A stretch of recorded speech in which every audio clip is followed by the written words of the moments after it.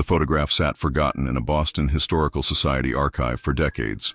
Dated June 15, 1910, the sepia image showed the prominent Matthews family posed formally in their Victorian parlor. Richard Matthews, a successful textile merchant, stood beside his wife Elizabeth, with their 3 children seated properly in front. The family's wealth was evident in their fine clothing and the ornate furnishings surrounding them. Persian rugs, mahogany furniture, and oil paintings in gilded frames, speaking to their social standing in Boston's upper echelons. In 2023, historical researcher Dr. Eleanor Wells discovered the photograph while cataloging materials for an exhibition on Boston's industrial families. With a doctorate in American social history, Dr. Wells had developed a reputation for uncovering overlooked narratives within conventional historical accounts. At first glance, the Matthews photograph appeared to be a typical formal portrait of the era: stiff poses, serious expressions, and careful composition reflecting the photographic conventions of early 20th century America. However, as Dr. Wells examined the photograph under proper archival lighting and magnification, something unexpected caught her trained eye. Partially visible by the window in the background stood another child, perhaps 8 or 9 years old, staring directly at the camera.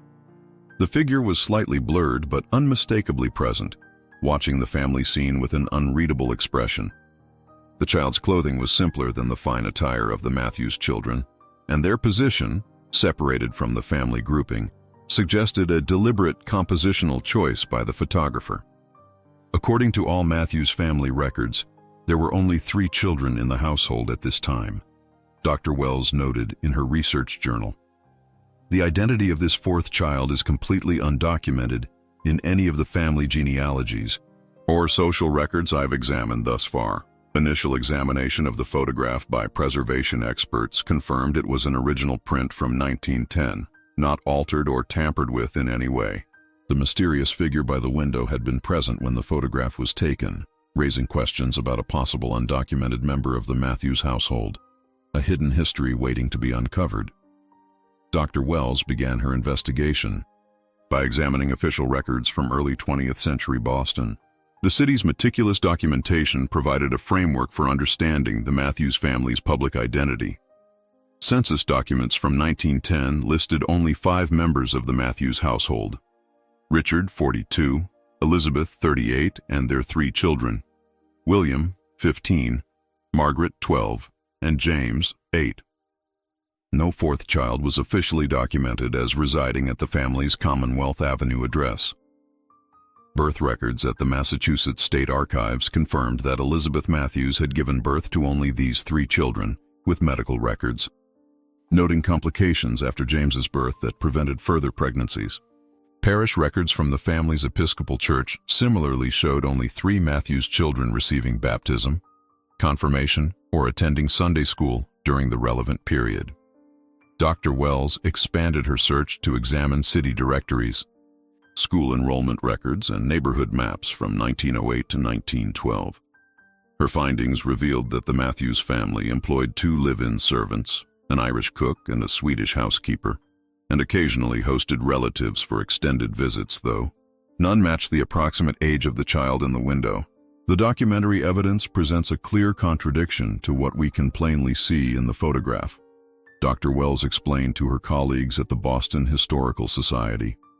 Either this child was deliberately omitted from official records, or they had some other connection to the household that didn't warrant documentation in conventional historical sources. One promising lead emerged from Elizabeth Matthews' personal correspondence, preserved in the family's papers. In a letter dated March 1910, Elizabeth mentioned arrangements for C being finalized, though no further explanation was provided in this particular document. The initial C appeared several more times in Elizabeth's appointment books from the same period, often associated with meetings with her charity organization. The child's deliberately peripheral position in the photograph suggested they held an ambiguous status within the household, present but not presented as part of the family. This visual positioning mirrored the documentary positioning, present in the physical space but absent from the official record. For Dr. Wells, this contradiction represented the beginning of a historical mystery that would require deeper investigation. Photograph was submitted to Dr. Thomas Anderson, a specialist in early photographic techniques at the Smithsonian Institution. With 30 years of experience analyzing historical images, Dr. Anderson approached the Matthews family portrait with scientific precision, utilizing both traditional examination methods and advanced digital enhancement technology. The figure is not a photographic anomaly or trick of light. Dr. Anderson confirmed after a week of careful analysis.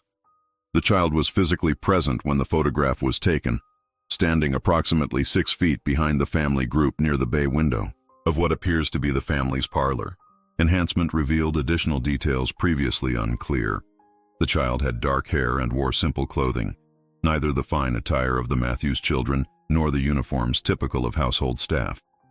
The clothing appeared to be of decent quality, but notably less formal than the family's portrait attire. Their posture suggested they had been deliberately positioned there, not accidentally captured while passing by. Notice how the child is looking directly at the camera, Dr. Anderson pointed out in his detailed report. This indicates awareness of the photographic process taking place. Given the long exposure times of cameras in 1910, typically several seconds of complete stillness, this was an intentional inclusion by both the photographer and presumably the family. Further analysis of the room's shadows and lighting patterns confirmed the authenticity of the image. The shadow cast by the child corresponded correctly with the natural light source from the window, and the reflection of the child could faintly be seen in a decorative mirror on the opposite wall, eliminating the possibility of darkroom manipulation or a later addition to the negative. Most significantly, Dr. Anderson discovered a small detail on the windowsill next to the child, a handwritten note or card, too small to read even with enhancement but deliberately placed in the scene. This kind of personal artifact suggested the child's presence had meaning beyond mere happenstance. This photograph tells a carefully constructed story, Dr. Anderson concluded. The presence of this child was intentional, but their separation from the family grouping was equally deliberate. In the visual language of early 20th century photography, this spatial arrangement communicated important social information about relationships and status that would have been immediately apparent to contemporary viewers.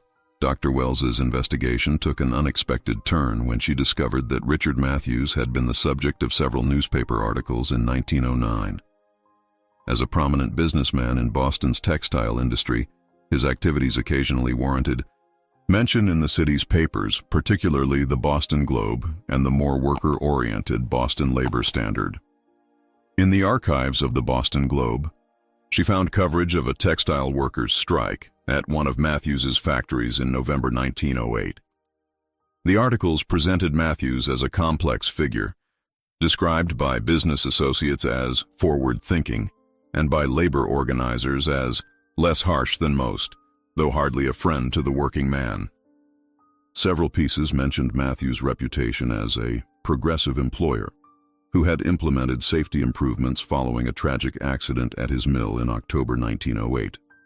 The accident, described in considerable detail in an October 15th article, had occurred when a spinning machine malfunctioned, killing 3 workers and injuring several others.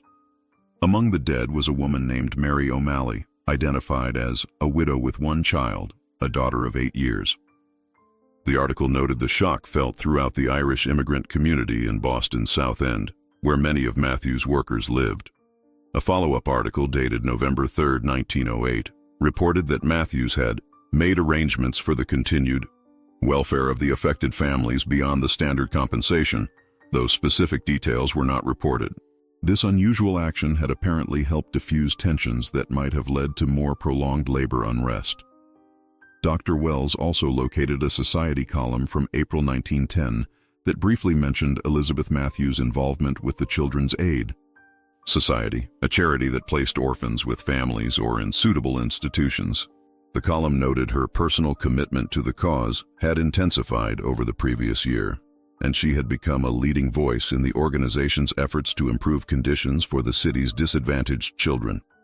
The timeline aligns perfectly, Dr. Wells noted in her research journal.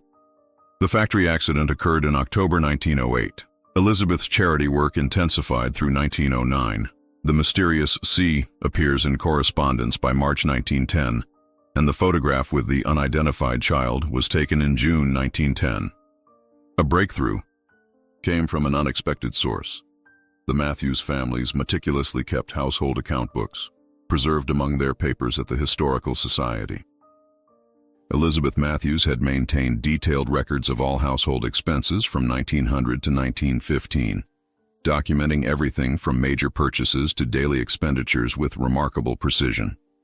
Beginning in November 1909, a new regular entry appeared. In the household accounts, monthly provision for C-18. This continued consistently through 1912, with occasional additional expenditures for C-clothing and C-medical expenses. In February 1910, a significant one-time expense was recorded: room arrangements for C, $42, suggesting preparation of living quarters within the household.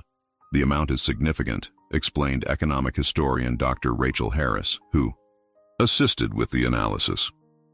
$18 monthly in 1910 would have been equivalent to approximately $500 today, sufficient to cover basic necessities for a child, but notably less than what would typically be spent on a family member of their social standing. The Matthews spent considerably more on their biological children's allowances and needs, according to these same records. Further entries revealed that in September 1910, funds were allocated for CUR school supplies and primer books, suggesting the child was receiving an education. By 1912, the entries had evolved to include C books, and occasionally C special instruction. An entry in April 1912 noted C examination fees, indicating formal educational assessment. Most revealing was an entry from December 1910 that read, "Christmas gift for Catherine, $350." This was the first instance where a full name appeared in connection with the mysterious C. Subsequent holiday entries included gifts for Catherine alongside those purchased for the Matthews children, though the amounts spent remained distinctly different, reflecting a hierarchical relationship. These account books tell us that the Matthews family was financially supporting this child named Catherine over multiple years. Dr. Wells concluded, "The expenditures suggest care that went beyond mere charity, yet the separate accounting and different scale of provision indicates the child maintained a distinct status from the Matthews children. She existed in an unusual intermediary position, neither servant nor family member in the conventional sense." Dr. Wells's search through Elizabeth Matthews' personal correspondence revealed crucial insights into the family's relationship with Catherine. In letters to her sister in New York, Elizabeth occasionally mentioned Catherine, beginning in late 1909, gradually painting a picture of the child's position within the household. A letter dated December 18, 1909, was particularly revealing. "Catherine has begun to settle in. She speaks rarely but watches everything with those solemn eyes. Richard believes maintaining distance is prudent considering the circumstances, but I find myself drawn to the child. The circumstances of her coming to us remain a weight on my conscience, though I know we have done what is right by her. The alternative would have been unconscionable." In a letter from February 1910, Elizabeth wrote, "I have arranged a small room for Catherine adjacent to the servants' quarters, but with better appointments." Richard questioned the necessity of such accommodations, but I reminded him of his promise after the accident. He relented, though insists we maintain proper boundaries. The child needs stability after such tragedy, and I intend to provide it, within the constraints of our situation. By April 1910, Elizabeth's letters showed evolving family dynamics. The children have different reactions to Catherine's presence. William remains aloof. Margaret has shown unexpected kindness in teaching her to sew, and young James seems to have found a quiet companion for his reading. We maintain propriety in public, of course, but within our home, some natural affection has developed despite Richard's concerns about excessive attachment. The most significant letter, dated July 1912, revealed a turning point. Richard finally relented after seeing Catherine's exceptional performance on her examinations. She will join Margaret at the academy this autumn. It is not adoption. Richard is firm on this point, but it is a step toward providing her the opportunities her mother would have wished for her. The debt we owe can never truly be repaid, but perhaps this education might begin to balance the scales of justice. I only wish I could acknowledge her more openly without risking Richard's position or the family's standing. These private writings confirmed that Catherine had been taken into the Matthews household following her mother's death in the factory accident, a private act of restitution hidden from public view. To understand the full context of Catherine's story, Dr. Wells examined records from Matthews Textile Manufacturing Company archives, recently donated to the Boston Industrial History Museum, contained employment records, accident reports, and internal correspondence from 1900-1920, offering unprecedented insight into the business practices of the era. Catherine O'Malley's mother, Mary O'Malley, appeared in the employment records as a spinner hired in 1905. A widowed Irish immigrant who had lost her husband to pneumonia in 1903, she had worked at the factory for 3 years before the tragic accident. Her personnel file noted her as reliable, punctual, and skilled at her position, with no disciplinary incidents.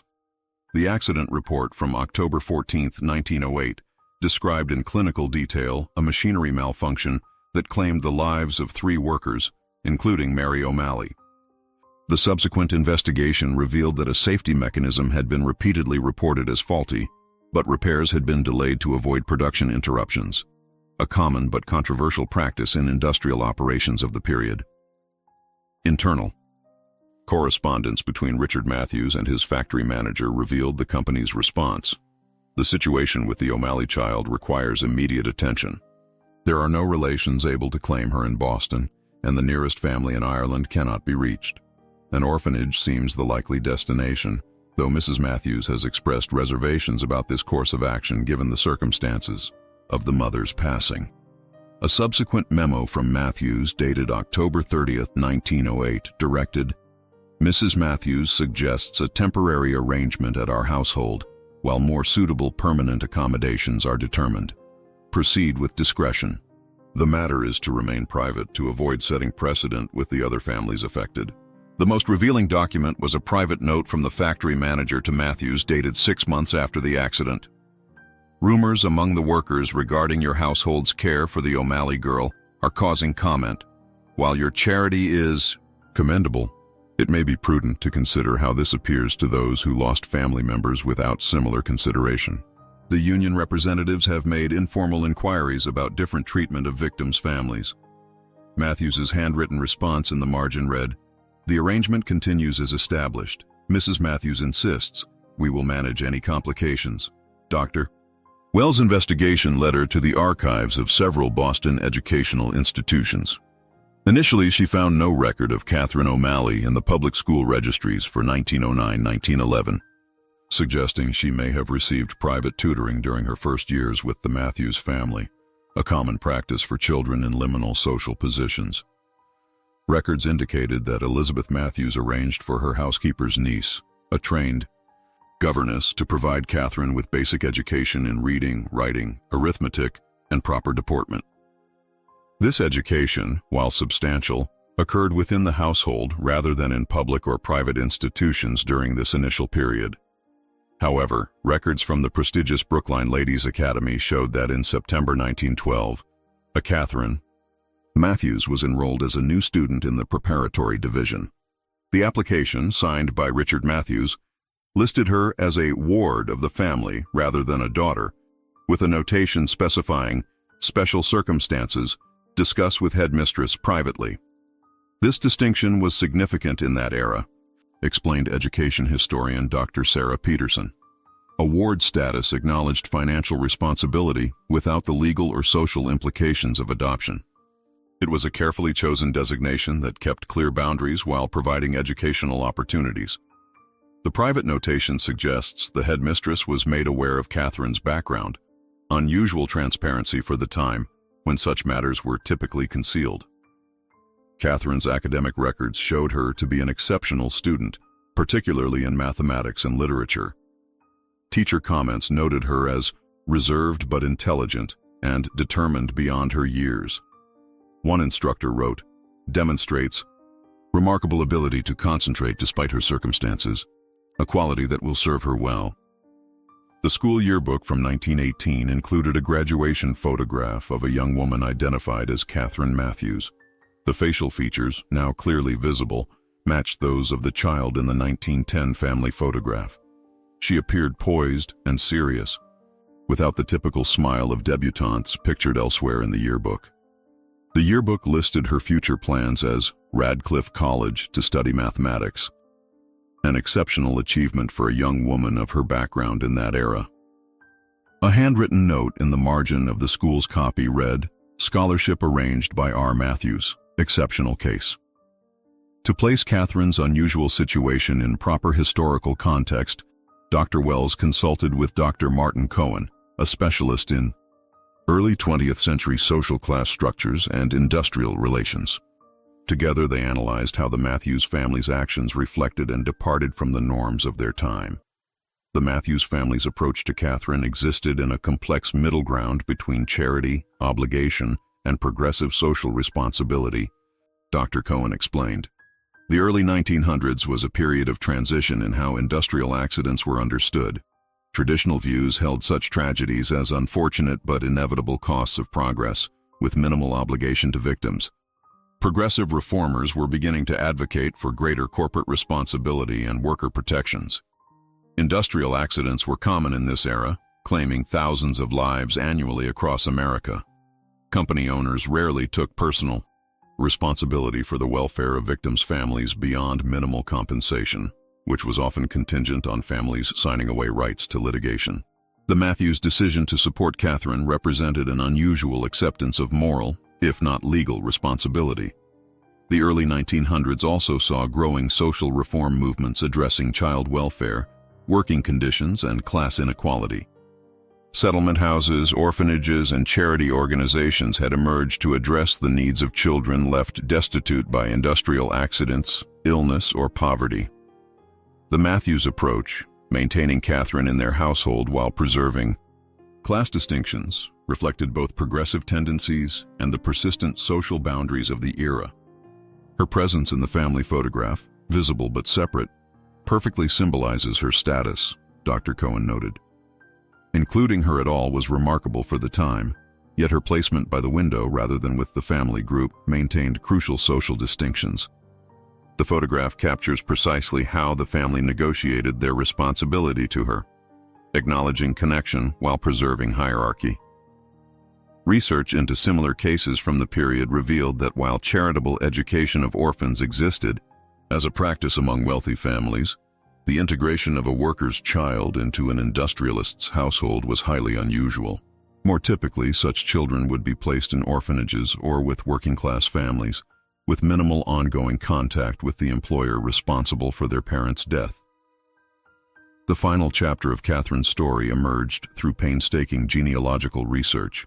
Census records, academic archives, and fragmented correspondence preserved in multiple collections.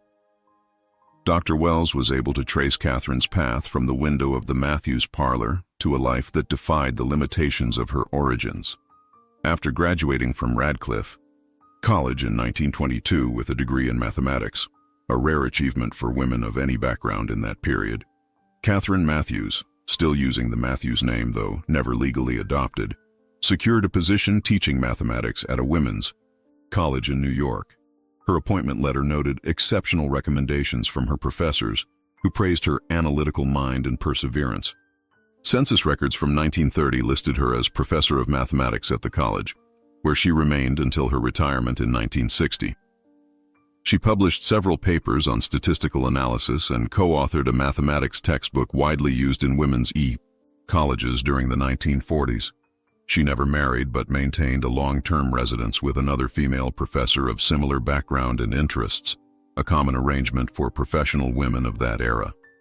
Catherine maintained connections with Margaret Matthews throughout her life, as evidenced by correspondence found in Margaret's personal papers. The letters revealed a complex relationship that evolved from their unusual childhood connection into a friendship between educated women navigating different social worlds. In a letter from 1945, Catherine wrote to Margaret, "Though my path began in tragedy, the opportunity your family provided changed everything. Your mother's kindness and your father's eventual recognition of my capabilities, despite his reservations, gave me a life that would have otherwise been impossible. For this, I remain grateful, though the complexity of our connection has never been simple. We both know the photograph that hangs in your father's study tells only part of the story. The child by the window eventually found her